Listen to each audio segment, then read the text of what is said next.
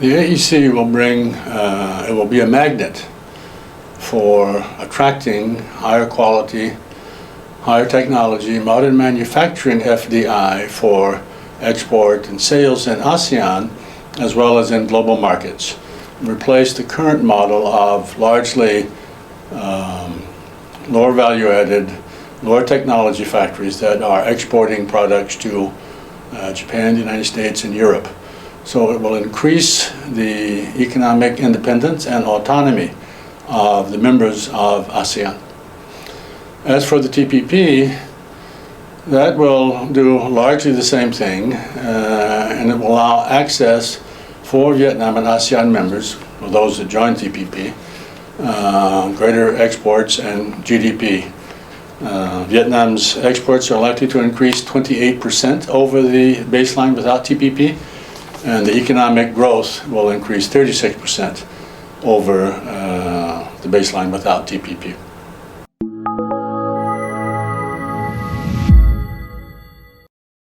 Well, the rules of the game will be changed significantly, and Vietnam companies, enterprises, and the government need to understand the rules of the game and adapt to them very quickly. I mentioned the increase in exports and GDP. Let me show you why. Looking at this slide, the most important ones are number 4, gaining access to international supply chains on the slide, and number 6, reform movement to adapt to the new rules of the game. If those are not accomplished, then the benefits will not come to Vietnam. On the international supply chain, I'm sure you all know that 66% of exports from Vietnam are from FDI factories.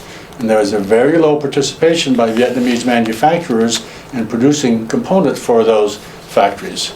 You have to learn to join the international supply chain, and that's a whole different story that I'll talk about later.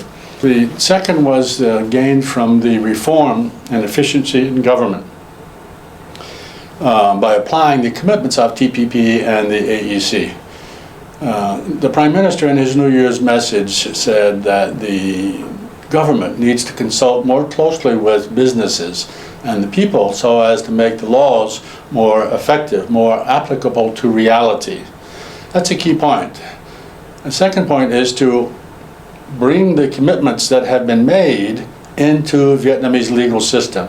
For example, Customs Operations Advisory Committee, authorized economic operators, those kind of things in the customs area. In the AEC, one of the things that comes to our mind is that there is supposed to be a free flow of skilled labor.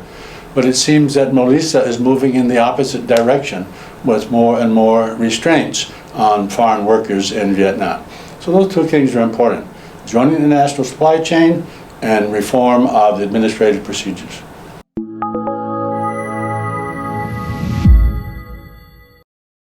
I don't want to be overly optimistic, but I have to say that I think it will be Vietnam.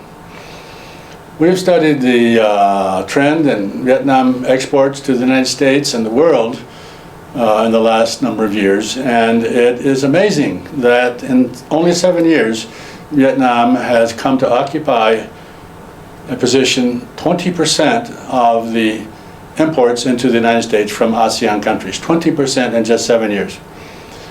If present trends continue, by 2020, Vietnam will be at a level of almost 30%. So we are seeing this tremendous investment, tremendous exports to the States, and I'm sure it's going to Japan and Europe as well. And I think that will continue if we can manage to solve those two challenges of joining the international supply chain and the reform to make government more efficient.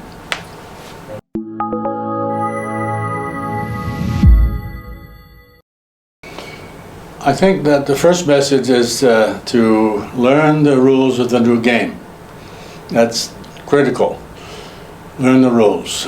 Secondly is to hire people and service companies that know the rules to help you learn the rules. Training within your company so that people in key positions know what the rules are. That's the first thing. Second thing is that CEOs should discuss with each other and reach out to other segments of society. Business, labor, academia, education, media thought leaders, and the government to explain and help others understand what these new rules are, and to gain support for implementing these rules within the Vietnam context. And the third thing is keep in mind the challenges. And the two key challenges for Vietnam are: one, join the international supply chain in the manufacturing sector. That's really important.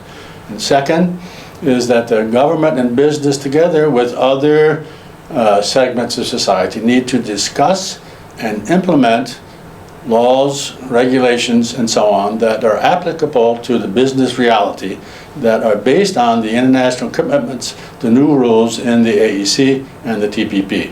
I think if you can do those things, you'll be successful.